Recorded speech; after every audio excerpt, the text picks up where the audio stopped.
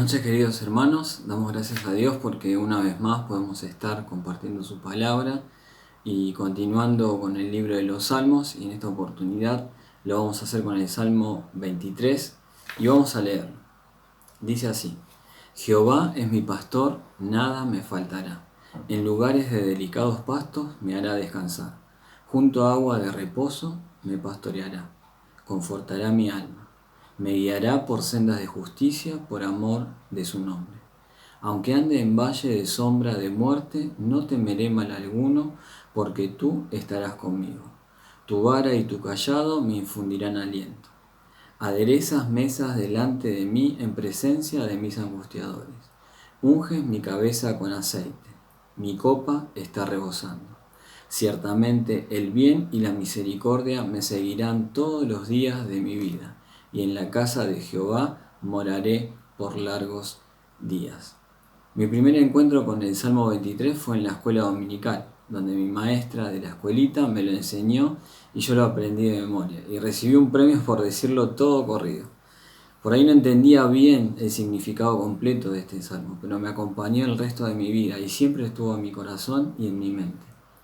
Después lo escuché en muchas canciones donde la letra era totalmente literal al salmo. Y lo vi también en varias películas donde en un velatorio o un entierro se recita para consuelo de las personas que están presentes. Leí un resumen en un bosquejo en el comentario bíblico de William MacDonald que es muy bueno y dice así: El secreto de una vida feliz. Toda necesidad es suplida. Jehová es mi pastor, nada me faltará. El secreto de una muerte feliz. Todo temor es quitado. Aunque ande en valle de sombra de muerte, no temeré mal alguno, porque tú estarás conmigo. Y en tercer lugar dice: el secreto de una eternidad feliz. Todo deseo es cumplido. Ciertamente el bien y la misericordia me seguirán todos los días de mi vida, y en la casa de Jehová moraré por largos días. El versículo 1 empieza diciendo: Jehová es mi pastor, nada me faltará. A pesar de que el salmo es muy popular, no es para todos, no se aplica a todas las personas. Solo se aplica a las personas que pueden decir: Jehová es mi pastor. David conocía a Dios y conocía también el trabajo del pastor. Él cuidaba a sus ovejas de los peligros que había, y en esa oportunidad, cuando tenía que enfrentar a Goliat, le dijo a Saúl, dice: Jehová, que me ha librado de las garras del león y de las garras del oso, él también me librará de la mano de este filisteo. Y dijo Saúl a David: ve y Jehová esté contigo. En 1 Samuel 17:37. Jesús se presenta como el buen pastor en el Nuevo Testamento, y en San Juan capítulo 10 versículo 11 dice: yo soy el buen pastor. El buen pastor su vida da por las ovejas. El versículo 14 al 16 dice: yo soy el buen pastor y conozco mis ovejas, y las mías me conocen. Así como el Padre me conoce y yo conozco al Padre, y pongo mi vida por las ovejas. También tengo otras ovejas que son de este redil. Aquellas también debo traer, y oirán mi voz, y habrá un rebaño y un pastor. Y el versículo 27 y 28 dice: mis ovejas oyen mi voz, y yo las conozco y me siguen.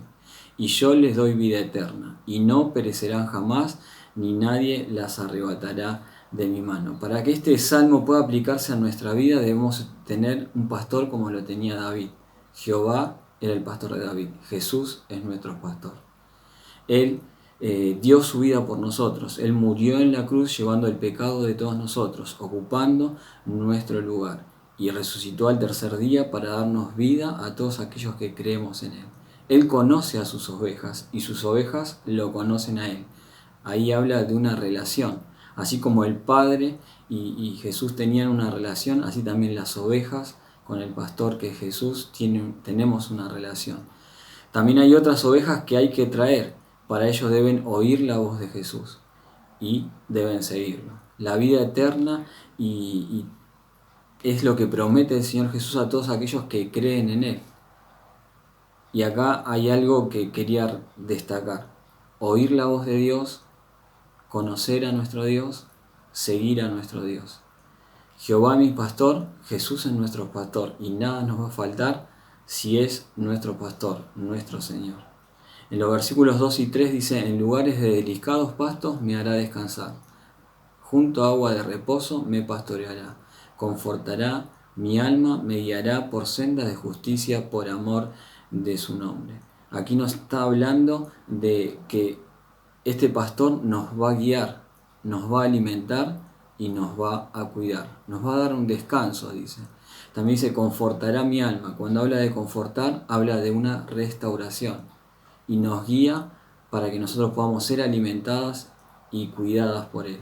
Pero esto tiene un propósito. Y en Mateo capítulo 11, versículo 28 al 30 dice así: venid a mí todos los que estáis trabajados y cargados, y yo os haré descansar. Llevad mi yugo sobre vosotros y aprended de mí, que soy manso y humilde de corazón, y hallaréis descanso para vuestras almas, porque mi yugo es fácil y ligera mi carga. Es verdad que el pecado que nos llevaba a la muerte era una pesada carga que nosotros debíamos llevar, y Jesús llevó el pecado de todos nosotros en la cruz y nos hizo descansar, nos hizo libres del pecado. Pero no solamente nos liberó del pecado y nos dio libertad, sino que nos dio un nuevo sentido. Dice: llevad mi yugo sobre vosotros y aprended de mí. Él se puso como ejemplo, como aquel que debemos seguir. Dice: aprended de mí, que soy manso y humilde de corazón, y hallaréis descanso para vuestras almas. Vamos a hallar el verdadero descanso para nuestras almas, no solamente en el momento que nosotros fuimos liberados del pecado y tuvimos vida eterna, sino en el momento en que obedecemos al Señor Jesús y cumplimos el propósito que Él tiene para nuestra vida. El yugo que Él nos pone a nosotros es ligero, dice: mi yugo es fácil y ligera mi carga. Pero Él no pone un yugo que nosotros no podamos llevar, sino que Él se pone como ejemplo. Él se pone como aquel que vino no a ser servido, sino a servir. ¿Se acuerdan en aquel momento cuando hablaba con sus discípulos? Dice: yo vine para servir y no para ser servido. Y así se pone como ejemplo. El secreto de una vida feliz no es no tener necesidades, sino que todas nuestras necesidades sean suplidas por nuestro pastor, que es Jesús. Que nuestra vida tome un nuevo sentido al seguir a Jesús y aprender a servir como Él vino a servir. El versículo 4 dice: aunque ande en valle de sombra de muerte, no temeré mal alguno, porque tú estarás conmigo. Tu vara y tu cayado me infundirán aliento. Este texto nos enfrenta con la muerte. La muerte es una realidad para todas las personas. Y sabemos que a pesar de que podamos amar a una persona con todo nuestro corazón, cuando llega este momento vamos a tener que soltarla y no vamos a poder acompañarla por este valle de sombra de muerte. Pero Jesús es aquel que murió y resucitó y transitó por este camino y promete estar con nosotros en aquel momento donde vamos a separarnos de todos nuestros seres queridos. Él va a estar con nosotros. Él va a estar con nosotros transitando este valle de sombra o de muerte. Y no vamos a tener temor porque Él venció a la muerte. No podemos negar la muerte. No podemos negar tampoco la tristeza que la muerte trae a nuestras vidas. Jesús mismo, frente a la tumba de Lázaro, lloró, viendo la tristeza que había a su alrededor. Él lloró. Y todos los que lo vieron llorar dijeron: ¿cómo le amaba? No pudo este que salvó, que hizo tantos milagros, no pudo haber estado para sanar a Lázaro. Pero el Señor Jesús veía la tristeza y el dolor que traía la muerte, a pesar de que sabía que iba a resucitar a Lázaro. Él nos promete que va a estar con nosotros en ese valle oscuro de sombra y de muerte. Había una canción media viejita que decía: y si vivimos, para Él vivimos, y si morimos, para Él morimos. Sea que vivamos o que muramos, somos del Señor. El Señor Jesús allí, frente a la hermana de Lázaro, dijo: yo soy la resurrección y la vida. El que cree en mí, aunque esté muerto, vivirá.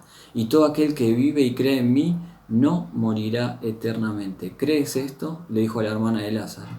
Y sabemos que el Señor Jesús es el que venció la muerte. Él es el que nos va a acompañar en ese momento donde la humanidad no sabe qué va a pasar. Aquella humanidad que está lejos de Dios, sin Cristo y sin esperanza, no sabe qué va a pasar y no sabe cómo enfrentar la muerte. El Señor Jesús es aquel que nos va a acompañar en ese valle de sombra de muerte. Pero tenemos que tener este pensamiento claro como lo tenía Pablo. Allí en Filipenses 1, 21 y 22 dice, porque para mí el vivir es Cristo y el morir es ganancia. Mas si el vivir en la carne resulta para mí en beneficio de la obra, no sé entonces qué escoger. Dios nos utiliza a nosotros para beneficio de la obra. Si morimos somos del Señor y si vivimos debemos vivir para el Señor, para beneficio de la obra, para beneficiar el obrar de Dios en esta tierra, para salvación y vida eterna a todas aquellas personas que se están perdiendo. Paralelamente en este texto habla de la vara y el cayado. Dice, tu vara y tu cayado me infundirán aliento. La vara y el cayado para el pastor eran muy importantes. La vara era un pedazo de caña de 1 metro aproximadamente y era para pegarle a las ovejas, pero no castigarlas, sino para guiarlas en el camino. El cayado era algo más largo, y no solamente era más largo, sino que también en la punta tenía como una... estaba doblado. ¿Para qué? Para poder atraer de vuelta a aquella oveja que estaba lejos, que se estaba alejando, y poder traerla de vuelta al redil. El Señor, en Hebreos capítulo 12, versículo 6 dice, porque el Señor al que ama disciplina y azota a todo aquel que recibe por hijo. El Señor al que ama disciplina. En Hebreos 13:5 dice, sean vuestras costumbres sin avaricia, contentos con lo que tenéis ahora. Porque Él dijo, no te desampararé ni te dejaré. Él no solamente va a estar con nosotros en aquel valle de sombra de muerte, sino en cada una de las circunstancias de nuestras vidas que debemos atravesar. Él va a estar para corregirnos, Él va a estar para socorrernos, Él va a estar para atraernos de vuelta al camino, tal vez si nos desviamos, pero Él lo hace con amor, porque nos ama, porque es nuestro Padre y porque nosotros somos sus hijos. El versículo 5 dice, adereza mesa delante de mí en presencia de mis angustiadores. Unge mi cabeza con aceite, mi copa está rebosando. Adereza mesa delante de mí. Mucho tiempo yo decía ese texto sin entender bien qué quería decir adereza mesa delante de mí. Hasta que una vez me lo explicaron. Dice, aderezar es cuando, como le ponemos aderezo a una comida, y mesa es la meseta, aquel pasto preparado. Dios le da sentido a aquel alimento que debemos comer, le da sentido a aquella circunstancia que debemos atravesar, a pesar de que hay angustiadores, a pesar de que hay personas que no quieren nuestro bien o que están lejos de Dios. Dice, aderezas mesa, le da sentido a aquellas cosas que a veces no entendemos, que es un alimento que tal vez no podemos comer, pero aderezado sí lo podemos comer. Y tiene sentido, tiene gusto y lo podemos disfrutar. Dice, unges mi cabeza con aceite. El ungir a los animales se lo hacía para curar sus heridas. Se ungía también a los sacerdotes para que puedan servir. Se ungía también al rey para que él pueda ocupar el lugar que Dios le había propuesto. Dice, mi copa está rebosando. Todas las cosas que el Señor está preparando para nuestras vidas es para que nosotros podamos rebosar de Él. En Hebreos capítulo 13, versículo 6 dice, de manera que podemos decir confiadamente, el Señor es mi ayudador, no temeré lo que me pueda hacer el hombre. Y en Filipenses 1:6 dice, estando persuadido de esto, que el que comenzó en vosotros la buena obra, la perfeccionará hasta el día de Jesucristo. Nosotros podemos entregarnos por completo en las manos del Señor y obedecerle y seguirle para hacer de bendición a otras personas, a pesar de que haya personas que vienen en contra o que no quieren que la voluntad del Señor se cumpla. En el versículo 6 dice, ciertamente el bien y la misericordia me seguirán todos los días de mi vida, y en la casa de Jehová moraré por largos días. Aquí habla de la eternidad. Moraré en la casa de Jehová, moraré por largos días. Y la eternidad en un cristiano comienza el día en que creemos en el Señor Jesús como nuestro Salvador. En San Juan 3:16 dice, porque de tal manera amó Dios al mundo, que ha dado a su Hijo unigénito, para que todo aquel que en Él cree no se pierda, mas tenga vida eterna. Creer en el Señor Jesús como nuestro Salvador y Señor nos da vida eterna desde el momento que creemos. Y allí comienza nuestra vida eterna.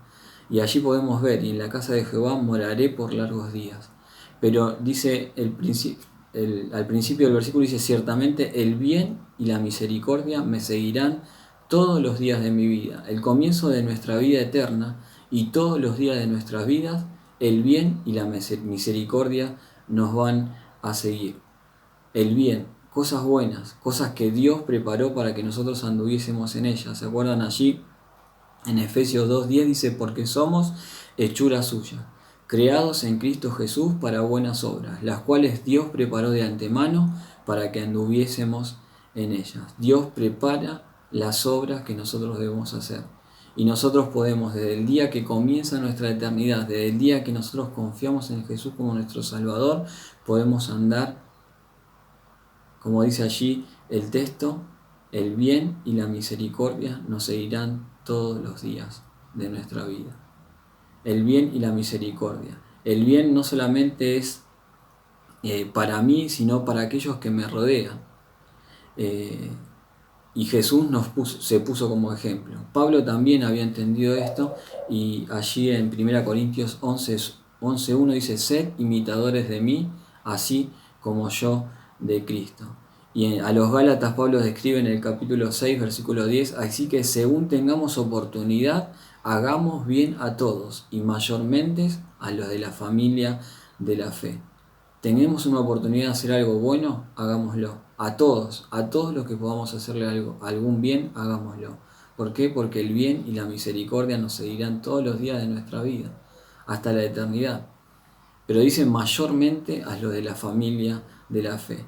Y en Mateo capítulo 5, del 43 al 48 dice: oíste que fue dicho: amarás a tu prójimo y aborrecerás a tu enemigo. Pero yo os digo: amad a vuestros enemigos, bendecid a los que os maldicen, haced bien a los que os aborrecen, y orad por los que os ultrajan y os persiguen, para que seáis hijos de vuestros padres que está en los cielos, que hace salir su sol sobre malos y buenos, y hace llover sobre justos e injustos. Porque si amáis a los que os aman, ¿qué recompensa tendréis?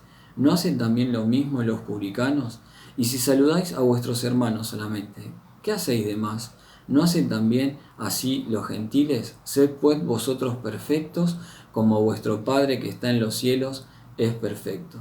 El bien a todos, mayormente a los de la familia de la fe.